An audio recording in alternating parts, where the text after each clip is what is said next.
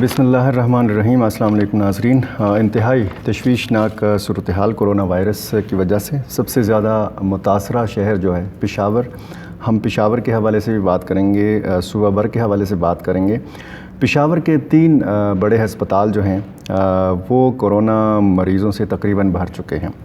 434 मरीज़ जो हैं कोरोना के वो इन पेशावर के 3 बड़े अस्पतालों में दाखिल हैं। जो बाकी शहरों के अस्पताल हैं उनका डेटा अलग है। ये सिर्फ़ 434 अफराद जो हैं ये पेशावर के अस्पतालों में ज़ेर इलाज हैं और हुकूमत ने इस हवाले से तफसीलात तलब कर ली हैं कि क्या सहूलियात कोरोना के मरीज़ों को दी जा रही हैं और कौन कौन सी ज़रूरियात हैं जो अस्पतालों को जिन जिन अशिया की, जिन जिन चीज़ों की, जिन जिन आलात की ज़रूरत है वो तफसीलात भी हुकूमत को फ़राहम की जाएँ। खैबर टीचिंग हस्पताल में सिर्फ़ एक बेड जो है वो खाली है और 106 में से 105 बेड्स जो हैं यहाँ पर कोरोना के मरीज़ पड़े हुए हैं।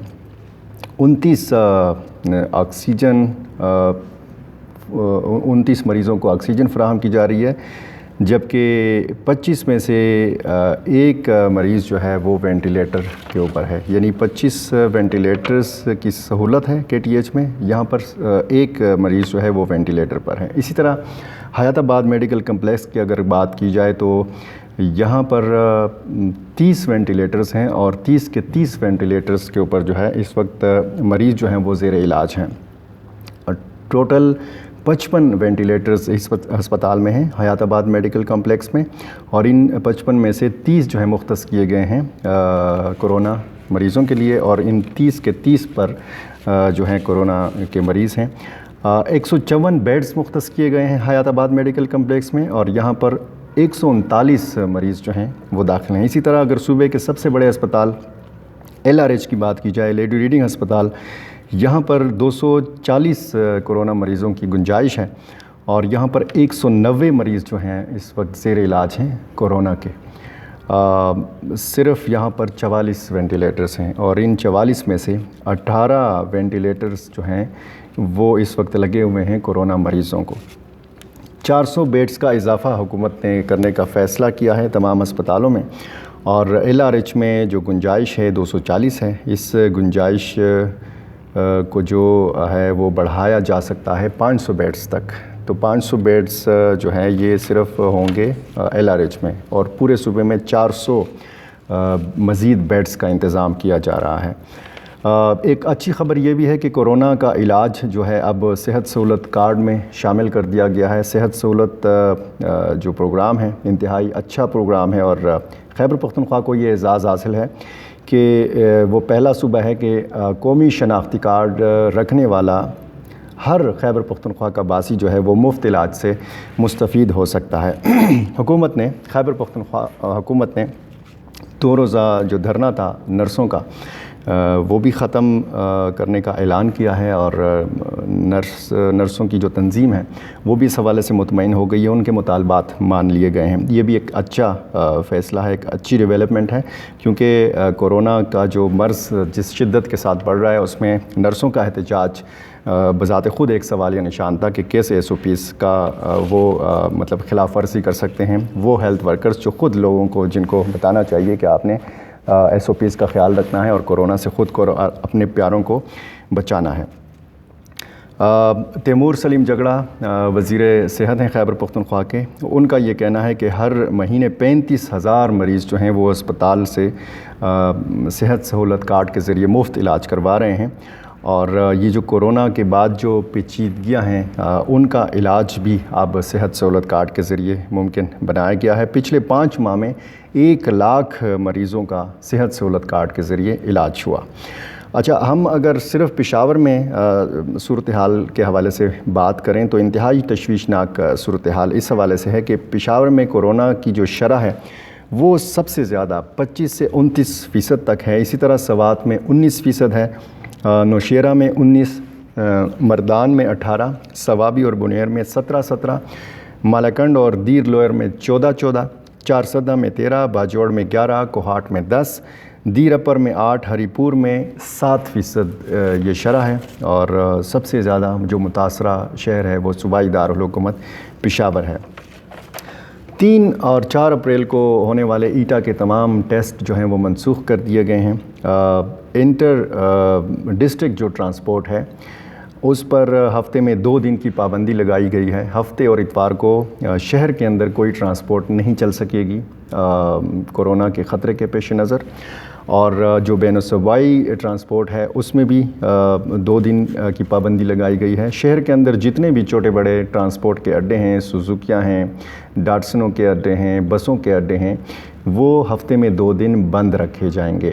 تو اب صورتحال کیا بنے گی اور BRT کے حوالے سے کیا فیصلہ کیا جائے گا، کیونکہ وہاں پر بھی بہت زیادہ رش ہوتا ہے، اور SOPs کا خیال اگر رکھنے کی کوشش بھی کی جائے تو وہ ناممکن سی بات لگتی ہے۔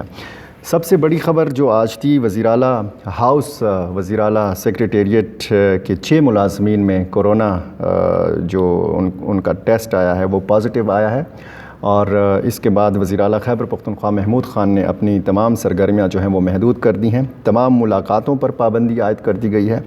عام جو ملاقاتی ہوتے ہیں اور پھر منتخب ممبران اسمبلی سے بھی وہ گاہے بگاہے ملتے ہیں، اور ممبران اسمبلی جاتے ہیں وزیر اعلیٰ ہاؤس، وزیر اعلیٰ سیکریٹریٹ ان کے ہاؤس میں اور ان کے آفس میں ان سے ملتے ہیں وزیر اعلیٰ سے، تو ان ملاقاتوں پر بھی پابندی عائد کر دی گئی ہے۔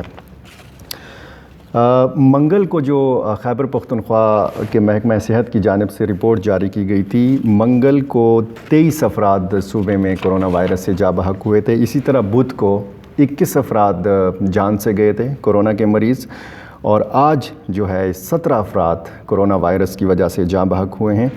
منگل کو 1011 کیسز سامنے آئے تھے، اور اسی طرح بدھ کو 1044 نئے کورونا کے کیسز سامنے آئے تھے، اور آج 1156 نئے کیسز سامنے آئے ہیں، جو اب تک کی سب سے زیادہ بلند شرح ہے۔ اب تک جو صورتحال سامنے آئی ہے تو انتہائی تشویشناک اس حوالے سے ہے کہ ہم اگر پہلی، دوسری اور تیسری لہر کو دیکھیں کورونا کی، تو اس میں اب تک خیبر پختونخوا سے صرف 2382 افراد جو ہیں وہ جاں بحق ہوئے ہیں، اور اب تک 89,255 افراد متاثر ہوئے ہیں، اور آج بھی اگر آج محکمہ صحت کے اعداد و شمار دیکھیں تو 9,707 ایکٹیو کیسز ہیں، یعنی 9,707 وہ لوگ ہیں جو اب بھی کورونا میں مبتلا ہیں، اس وائرس میں مبتلا ہے، اس جان لیوا وائرس میں مبتلا ہیں۔ تو یہ تمام صورتحال جو ہے اس بات کا تقاضا کرتی ہے کہ عوام جو ہیں، شہری، وہ کورونا وائرس کو مذاق نہ سمجھیں۔ جتنا انہوں نے مذاق سمجھنا تھا وہ بس کافی ہے۔ آگے رمضان المبارک آ رہا ہے، اور حکومت کی بھی کوشش ہے اور تمام لوگوں کی بھی یہ کوشش ہونی چاہیے کہ ہماری جو مساجد ہیں وہ کھلی رہیں، نماز تراویح کا اہتمام ہو، بھلے وہ صحن کے اندر ہو، کھلے مقامات پر ہو، لیکن وہ سلسلہ جو ہے وہ جاری رہنا چاہیے۔ جس طرح ہم نے پچھلی لہروں میں دیکھا کہ صورتحال انتہائی گمبھیر تھی، تو خدا نخواستہ حالات جو ہیں اسی طرف جا رہے ہیں۔